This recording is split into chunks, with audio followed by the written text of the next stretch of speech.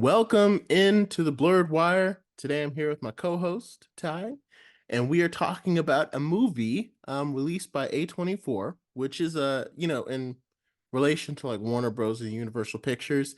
It's a much smaller movie studio known for releasing more kind of like indie, like lower budget kind of movie, not lower budget movies, but not like blockbusters. They don't do a whole lot of blockbusters, I guess is what I'm trying to say. And they just released a project called Civil War starring Kirsten Dunst. And so we're just going to dive right in and talk about what were our thoughts about it. What did you think about Civil War?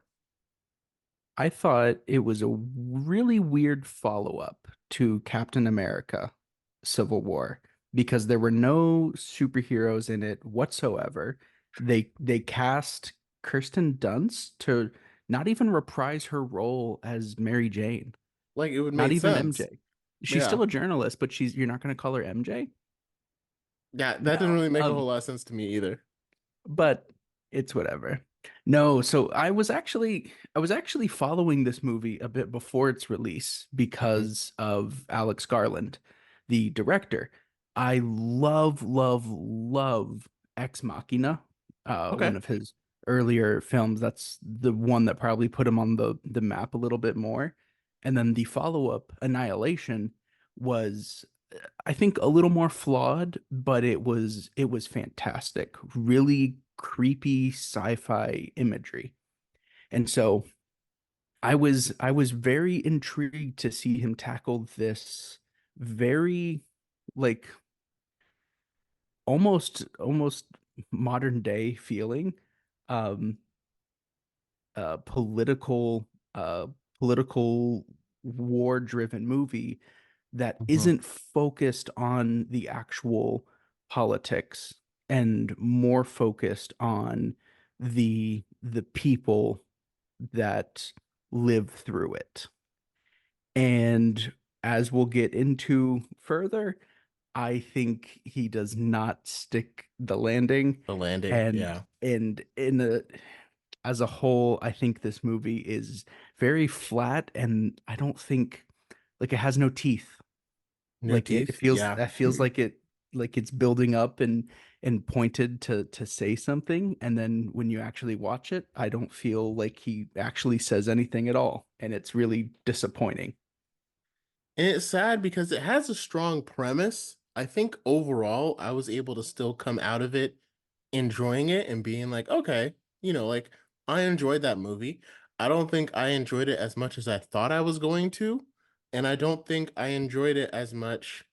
It was kind of like, because like I was watching it and I was like, oh, this is good, this is good. And as it got towards the end, it just kind of felt like I just went down. And I was like, oh, okay, this is how it's gonna end. And it felt like it was really good while watching it, especially because it's interesting watching the perspective of the press from the war. Yes. And I don't know Yes. if this is how it goes on in most wars, but it's very interesting because like the soldiers are literally fighting in a war, and then they've got these press people with cameras who obviously have no training or military experience at all, just trying to take pictures, and so they're trying to like protect them while they're shooting at the enemy.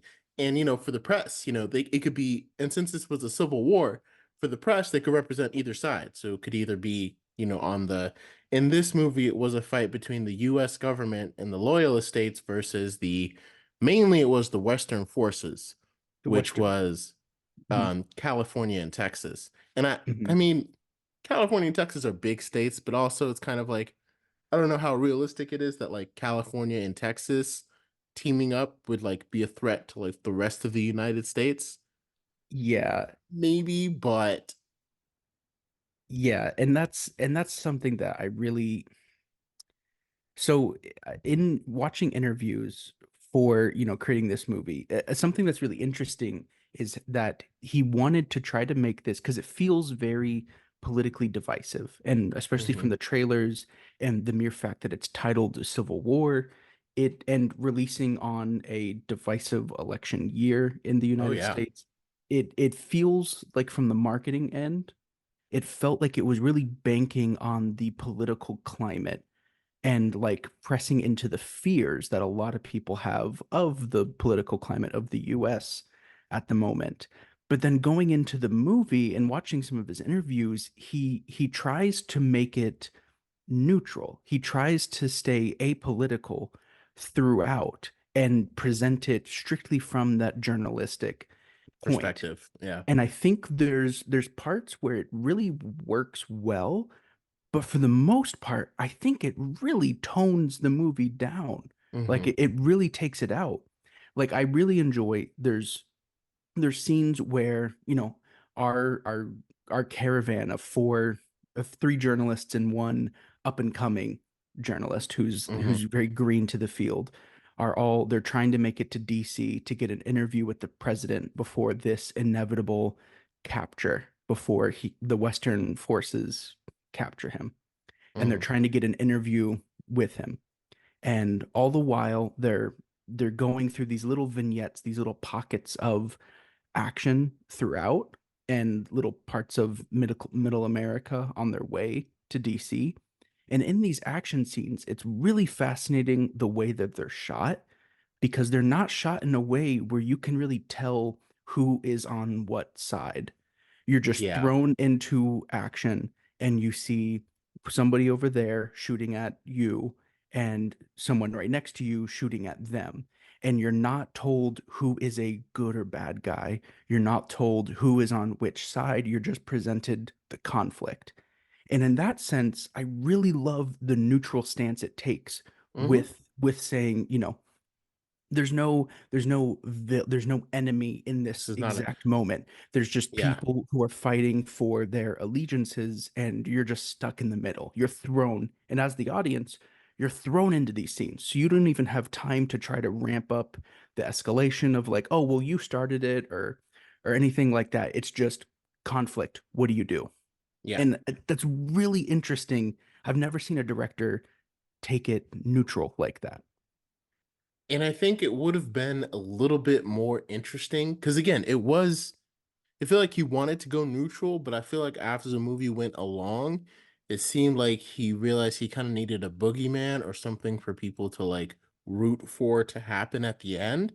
And it's Mhm. like, because like by the end, it seems like the president was the villain. Like Yeah. he was an authoritarian figure. And I would have preferred it if he just kept it like for the first half, I was thinking that the villain was just war itself. And I Hmm. thought this movie while I was watching it because it didn't really like they talked about the Florida Alliance and the New People's Army, and that was a little confusing because I kind of thought it was just like a North versus South thing. Hmm. And then or like a East versus West thing is what I kind of thought they were going for. And Right. then I realized that they split into like four different, but the Florida Alliance and the New People's Army doesn't really come into it. It So doesn't. it's kind of confusing on that front. And the But movie doesn't take time to explain the lore of how we got to this yeah. point. It's And that would all. have been really interesting Hmm. to delve into. And like when they were talking and having conversations, like, there was a lot of exposition in this movie, a lot of talking, a lot of deep conversations. Even if you didn't want to make a movie about the lore, having them talk about and reference like what were the political things that kind of broke apart. Because from what I got in this movie was just basically the president decided to stay for another term and turn it into an authoritarian government. And it's like, okay, Right. well, of course people are going to rebel against that. Of course it's going to cause a civil war. Like, Right. it kind of because I thought this movie had a chance to be like a really almost powerful message Hmm. to, again, don't want to get like political, but like, where the country could be headed because people are very divided right now. It's an election year, and it's like, as it grows, if it grows unchecked, this could be the reality, and our enemy would no longer be like, people on both sides often see like the enemy as the person in another party, and it's like the enemy could just be war itself. And next thing you know, like you have just all this destruction and chaos and widespread suffering. But like I said, it feels like he just kind of decided Nick Offerman is who played the president, who did a pretty good job. But Hmm. he just kind of decided that like, yeah, Nick Offerman is the villain. And I really think like there's not even enough time trying to then humanize the soldiers who are fighting for the loyalist state, and Hmm. trying to humanize them in a sense of they may not agree with the government of what it's become, but they're, say, fearful of wanting to provide protection for their family. Trying to, empathize with the people who would make decisions to stay loyalist to such like a boogeyman, an evil authoritarian Right. leader in that sense. There's no moment. I think the closest we get is that little sniper shootout. Um, like in the middle where we still don't know Hmm. who whose side like the soldiers are, but they leave a moment where he says, I think he says something to the effect of like, why are you shooting him? And it's just because He's like, he's they're trying to shooting at kill me. me. Yeah. Right. They're just, and like that's the closest we get to trying to humanize the people who are Hmm. in the conflict. And when you take this stance of trying to be neutral, then what are you talking about? Like, if you're not Yeah. trying to pick sides and you're trying to focus on the humans, you're not even focusing on the humans really here. So what are we talking about? And I think Exactly. And I think to that's me, the, yeah. the worst offender of it is that scene where they go into the like the pristine town where like everything feels normal, back to normal, and they go in the shop, and Mhm. the actor who played Joel, Wagner Mora, he walks in and he's like all cocky, like, hey, do you guys know there's a civil war going on? And she responds with, yeah, we try to stay out of it. And it's, oh, hi, pumpkin. And it's Pumpkin has thoughts. he has thoughts. Um, but it's treated as like a joke. Like the idea of neutrality in the world of Civil Uh-huh. War is treated as a joke. So how are we, the audience, supposed to then take the director's stance of trying to stay neutral in this conflict seriously if he himself is saying neutrality is a joke here? Like Yeah. you're conflicting the message within the text, Yeah. and No. it's difficult. Yeah. For all his talk of neutrality, by the end of the movie, I definitely was feeling like, oh, the US government is the empire and the Western forces, that's the rebellion. Those are the good guys. Like, that's just the message that you come away with, especially at the end where he's like, hey, now I did like that scene where he's like, we need a quote. And he's like, don't let them kill me. And then he's like, that will do. And I It'll thought that work. was like, it was a pretty powerful way to end the movie. But again, you just made the president like that. That was Mhm. Palpatine. That was the emperor. That was the dictator. That was the authoritarian figure that needed to go so that way the good people could rise up and revolt. It didn't really, it became more black and white. I feel like it started off very ambiguous as to like who's the villain and stuff here. I don't know what that was. Mhm. But it became a lot more black and white as the film went on, and that's the part that I didn't like because I loved the way that even in the beginning that character Joel, he's Mhm. so like excited by the war.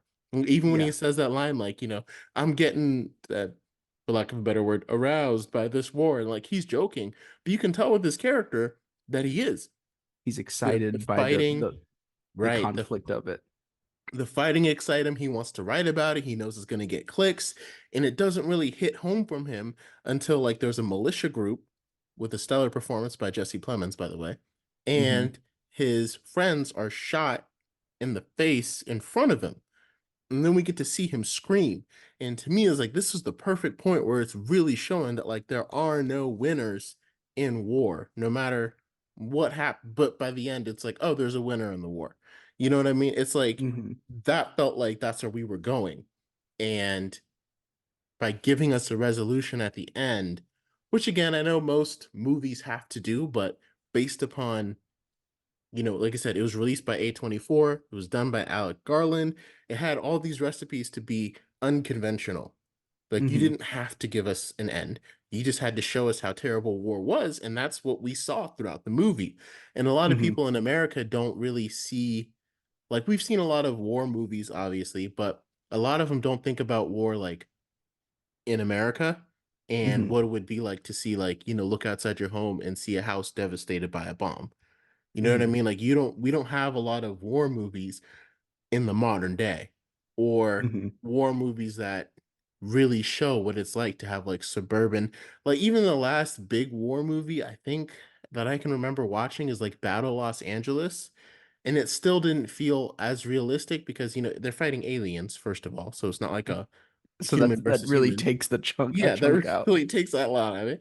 And it's in LA and it's, around big buildings and stuff, but it's like we're talking about like residential, suburban. Like I feel like this did a good job of like grounding the conflict and showing how it can affect just door to door. And like this is what some people around the world are living with right now, in Israel and Hamas and Ukraine. And I think, like I said, it depicted that well, and that's why I enjoyed it. I think you're right. Ultimately, I wish it stuck the landing. And I feel like for Olive Garland's talk of being neutral, he wasn't really neutral. Yeah. The last thing I'll say to it is I remember seeing this, I believe it was a quote from Nick Offerman, who Hmm. plays the president. Um, he says, and I'm paraphrasing here, but he says something to the effect of this is kind of like a warning of like what happens if in a politically divided landscape, if you can't even talk to each other, if you can't reach out and talk across the like Hmm. political aisle to each other, this is like a warning message of what could be. But it's But the movie itself, I think it doesn't do any of that reaching itself. Mhm. And at that point, it's just fear mongering.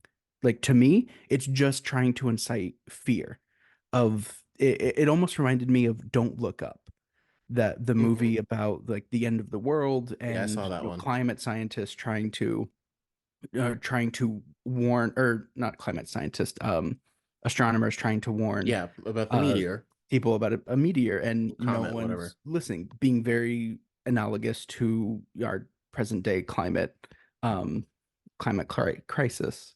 And so that movie, it didn't feel like a genuine warning of what we can do with any hope. It felt very, very focused on the fear of Mhm. we're kind of screwed.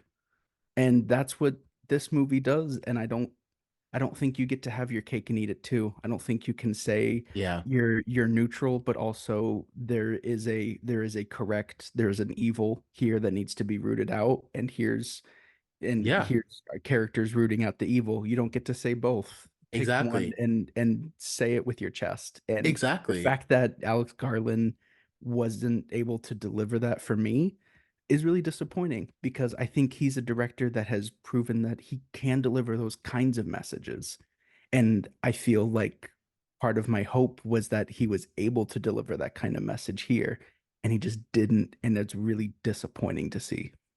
And I think, like I said, part of me, because I didn't hear that much about the movie, but like, and I knew it wasn't going to be like an all out reflection of the political climate that we're in today. And again, I don't really follow politics very much. Most of the stuff I get is from the SNL weekend updates. So I don't really have a good view about what's going on in politics right now. But I know it's very divisive. And I know that, like obviously there's a lot of people on different sides and they feel very strongly about what they believe. But especially once this movie started and it told me that California and Texas had teamed up. I feel like that was the first clue that's like, this is not really a realistic depiction of where we are today. Because I don't Yeah. see any world where California and Texas have the same values. Like, if anything, it should have been like California versus Texas, and all these states just joined based upon whatever, and we had a civil war like that. So, Right. uh, But hey, if yeah, they're not going to explain how those things came to be in the movie, oh well, we're just we're not really gonna get it. Yeah. forget us for thinking we're trying to understand. Hmm. So Will, obviously, if the focus wasn't there, a lot of the focus was on the character drama between, like, because this is almost a road trip movie. This pretty much is a road It's trip a road trip movie movie. Yeah. from New York to DC of this Hmm. group of four journalists. How did you feel about, that kind of setup for the movie, and how'd you feel about like the characters and their interactions with each other, the main Well, like I cast? said, while the movie as a whole overall kind of let me down on that, the reason why I can still come away and be like, I enjoyed it and I liked it is because I was able to get into the characters. I was able to understand the characters and I was able to really feel like they were growing. Like I said, Joel's character, Mhm. as turned on as he was by the war, for lack of a better word. Well, that's actually exactly what he says. But anyway, for as excited as he was about the war, the horror on his face when he watched his friends get shot, and it's like, yeah, I know you're excited about the war, but like you got to understand the way you're feeling watching your friends get shot. That's how these soldiers are feeling going out into this battle every day. And because you don't know them and you're the press and you're being protected, because like even as like a normal citizen, like we don't really feel the pain that soldiers feel when their friends die or that their family feels or something like that. Mhm. And even him as a press guy, he's protected, kind of. He could still get shot, obviously, but like Mhm. it's one of those things that's like I could tell he wouldn't have that same attitude if he actually had the gun in his hand, if he was actually putting himself into the danger until once he was in the danger, then he saw what it was like. And I The stakes think were personal for him. yeah, once the stakes became personal, and I feel like you could see that growth, and I feel like you could see that change in him. Because for Mhm. the rest of the movie, the way that he talked about the war, again, it wasn't like oh, like like people used to say that before World War One, Europeans had like a romantic notion of war. I've just heard that before, like read in a textbook, where it was kind of like full of honor and like war is a good thing, and then it's like after all these millions of people died, like that persona kind of wore off because reality Mhm. set in. And I feel Mhm. like watching reality set in for him was really powerful. And I Mhm. liked seeing how much better the young journalist got at her job, how much Jesse. stronger she got. Yeah, Jesse. And I think it was culminated by when Kirsten Dunst got shot right above her and she just took a picture. Mhm. And it was like, wow, like It it was was a kind of horrifying almost. Because it hor was like, but it made for, and that's one of the things I loved about it yeah. is it made for a great character turn because Kristen Dunst's character Lee, um Jesse, they're like making the final push, right, like the president is just behind the door at the end of the hall, and like Mm, there's a group of Western Front soldiers who are making the push, and the three survivors are there making the push, and Jesse leaps out into a hallway to get a shot, and Lee, Kristen Dunst's character, sees it, and she jumps in front of the bullets to save Jesse. And it's a great callback because as Lee is falling forward, Jesse is capturing pictures of her death in real time. And it's a great callback because Jesse asked Lee the exact same question uh, of if I died, would you have captured my picture?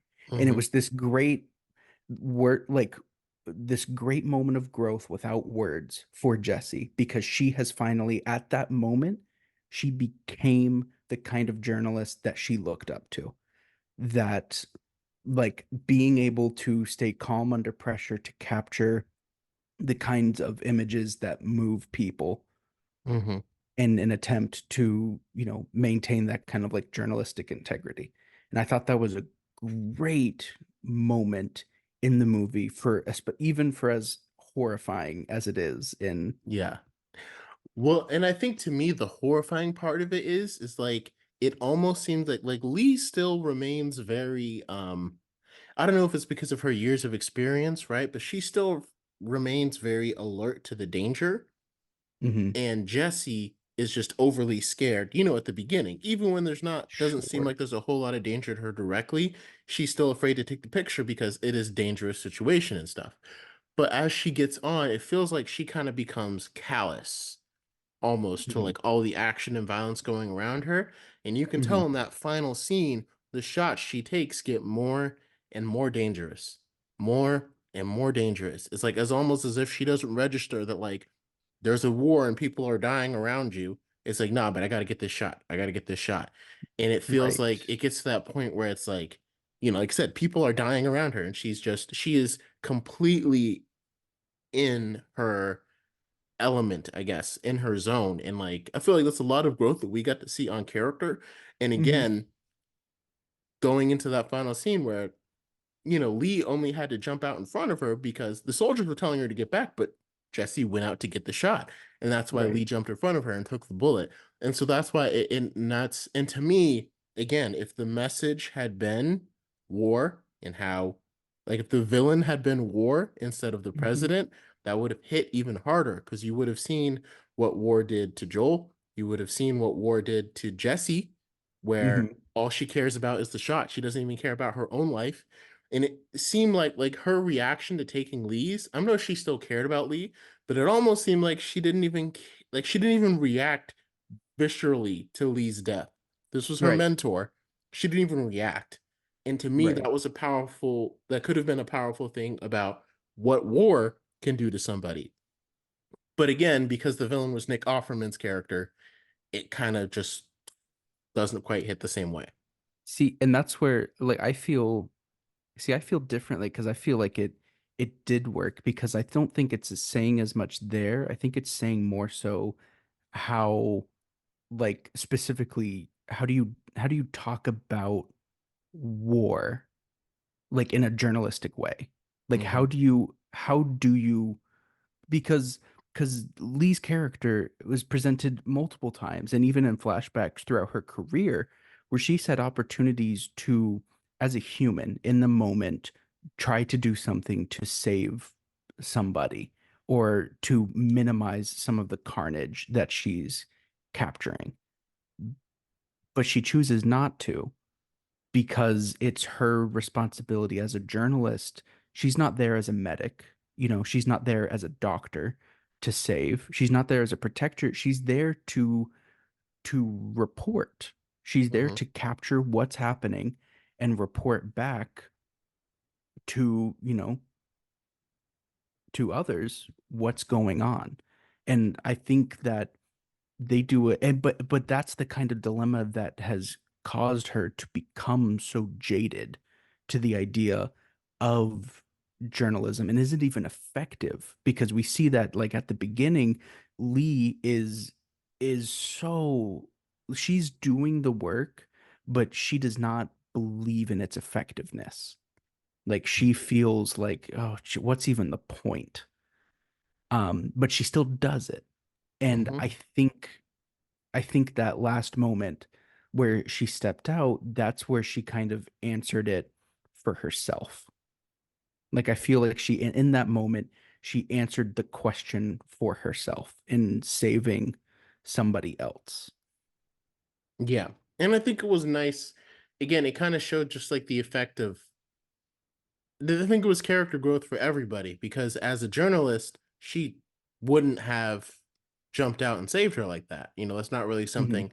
But after all those years of jaded, maybe she got to the point where she wanted to feel something, and she had felt connected to Jesse as her mentor. Um, but kind of it's interesting what drove her to jump out and save Jesse, which may have been instinct, may have been care, but again, that goes against what she's supposed to do as a journalist. That's, Hmm. it's going again, she's not a medic. She's not supposed to help stop the carnage. She's supposed to capture it. So in Hmm. this moment, she should have captured Jesse's death instead of the other way around. Hmm. Which again, it creates a very so I think the characters were done well. And I don't know if that and I think that's why I ended up coming away liking it. I think Nick Offerman was a little bit wasted. Not like in a terrible way, but it's just the president didn't get a whole lot of screen time. And And I don't think he's the point. he's not the point, but it kind of gave us this like again, it kind of he became like this invisible boogeyman. We don't know Hmm. anything about him. We just know that he took a third term and tried to turn the United States authoritarian. So it just And bombed civilians. exactly. And it feels like the less that we know about him, the easier it is to hate him. You know what I mean? Like the easier it is to make him there's no like nuance to his character. There's not like a lot of like we don't get to see things from his perspective, I guess is the proper way to say that. And his Hmm. perspective might be terrible. That's like he may not his character may not have been written to give a richer perspective of it.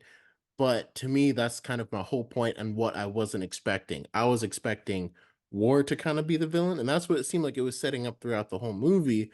But then we just kind of ended up getting him as pretty Right. much the villain.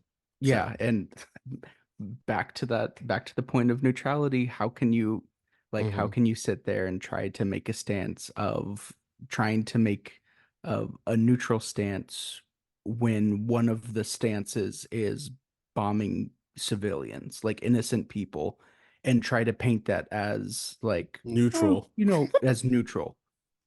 How is that It's neutral? it's just you shoot yourself in the foot there. Yeah, I Don't think no matter. especially placing it in closer to modern day times Hmm. in the US, like if you're going to set, you just Icarus flew too close to the sun here. Yeah. The wax melted and he's falling because it just doesn't work. Because again, I feel like if Garland, and maybe he didn't, but if he wanted this to have any effect on the political climate, I feel like there's a better chance of someone saying that, like, see, if you elect the other guy, he's going to be that guy from Civil War. Like, who is Biden versus Trump, right? Yeah, they're going to be like, Biden's going to become that guy from Civil War, or Trump's going to become that guy from Civil War and just try to take over and put in his own thing. And it's like, Hmm. that's only going to end up dividing more. Like, again, Yeah. throughout the movie, I was thinking like, wow, this might be a powerful tool for some unity by just showing how horrifying war can be and where it can end up. And like you said, the process of like not talking to each other, this didn't feel like, hey, this is what can happen when people no longer talk to each other. This feels Hmm. like this is what can happen when a president takes too much power and takes over the country. Hmm. So, Yeah. But I think the to jump trains a little bit, mhm, there's some really nice composition of shots. Like there's a mhm, lot of moments without words that I think are handled really well. Like all every time we get a like a high quality, like journalistic quality photo of like a wartime moment, it does an incredible thing that I've never seen any other movie do, where in the middle of like action and combat, there'll just be a photo taken by one of our characters, and the movie will stop. It'll just be a still of that image for like half a second, no sound, no music, no nothing, and it's mhm, just the image and it sits with you, and then it's gone and we're moving. That's so great, and it's incredible. It puts you in the shoes of the photojournalists a little bit better because it's really capturing exactly what they saw, and for us as the audience it allows us to see what they were capturing for a mhm. moment. Because I think without it, it replaced photojournalist with, like a reporter. And I don't think much changes, but having those really puts us in the shoes. Yeah, and I thought it had some really powerful and the sound design was stellar as well. I mean, like a lot of those scenes, like where a gunshot would fire out of nowhere, it let me out of my seat. Like I Hmm. was genuine, and it felt like he turned down, like he purposefully made the bullets sound louder than they usually do in movies. Because in a Hmm. lot of movies, like obviously bullet fire is a very common thing to hear, gunshots and stuff, Hmm. but you kind of hear them. There's a certain volume that they're supposed to be to make the rest of the movie. But Right. I feel like in this film specifically, he made those bullet sounds, or the sound designer like made sure that those would jump you out of your seats. Yeah. Especially either that or he created moments that were so quiet. Because again, there's not like a bunch of music going around with bullets fire. Like it would just be completely quiet, maybe some like ambient music, and then that bullet would just come out of nowhere. And that Hmm. was I mean, I And didn't like enjoy it while I was watching it because I don't like being scared like that, but it was a very effective tool and it accomplished its job. it punches really well. Yeah. 100%. I will Yeah. say, talking about sign, I loved that. And I loved like the lack of a lot of sound in like certain moments. Hmm. But the times they use songs, some of the worst moments ever, the most inappropriately used. I'm talking about the first like main like wartime conflict when a shootout, when they have Jesse with them. As soon as it's all over, they start playing like a 90s boom bap track. I Like don't even remember that. it's seconds after, like these two groups are done killing each other, and we're supposed to be in a moment of collection from that, and they Yeah. choose to play this like 90s boom bap, like upbeat track as we're reflecting upon it's the most ill-timed, and to me it was almost gross, because it's like, what are you trying to tell me to feel right now? Because you are showing me images and you're trying to make me feel so casual about it. I'm not just gonna feel casual about all this violence that you're portraying, especially when the sound design is so punchy and there's no sound in the firefight. It's like, oh, I feel like when someone gets shot and like the blood splatters, like I feel that. I feel for the person Hmm. who just got shot, aside from belief. And then right after, you're gonna play a boom bap hip hop track. Make it make sense. I It guess doesn't. And it stuck in my head so bad, because it was like, I do not trust this movie. At that point, I thought, I don't trust this movie for anything that you're saying now. And it's so frustrating that it came from Alex Garland, because I this is a know. director I really enjoyed and trusted. I see that really weighs on you. Oh, Um, I can't remember if I noticed that or not. I just remember, to me, all the instances without sound where like you could kind of mhm. just hear like the rustling and the hustling around and stuff. Yes. Those were really powerful because it built a lot of the tension. So it felt like the sound Yes. designer kind of used that less is more, stereotype. Again, this wasn't Oh yeah. Battle Los Angeles where the cinematic swoops of the violins and everything is like, "Wah-da-da," for like the final Right. fight and all that. It was very toned down. It felt a lot more realistic. So Very grounded. Yeah. yeah, yeah. So I guess that's our review of Civil War. Let us know what you think because again, our thoughts are not the right thoughts; they're just our thoughts. So drop a comment. If there's a movie coming out that you want us to do next, leave that as well. We're probably going to go on to because Kingdom of the Planet of the Apes is coming out. So we're going to do the next couple of videos on like Rise of the Planet of the Apes, some of the old movies that not old movies, but that came out back in the mid 2010s, all the way to War of the Planet of the Apes to the follow-up Kingdom of the Planet of the Apes, all while we wait for Furiosa. And of course, the new Deadpool and Wolverine trailer came out, and I'm like, man, it's like getting hard to keep up with all the stuff coming out, We've got a lot of stuff to talk about. right? And I'm excited. I've never seen any of the Planet of the Apes, the more modern Planet of the Apes movies. So Mm-hmm. this will be a first for me. Well, they're directed by Matt Reeves, and very well received. And whoever saw those Planet of the Apes movies and then was like, you know what? This guy should do Batman. They were That correct. They were that right. is intriguing decision making there. So oh, maybe we should have done Batman on the way to Kingdom. But did Matt Reeves direct the newest one, Kingdom of the Planet of the Apes? I don't know. And that will be something for us to talk about on our next Next time, episode. yes. So thank you so much for joining us. Again, leave your thoughts about Civil War below. And until next time, Yes. guys. More than ever do I want to hear what other people think about this movie. Oh yes. Oh So yes. please Please leave your tell me what you thoughts. think. I'm Mhm. excited to read. Right? Until next time.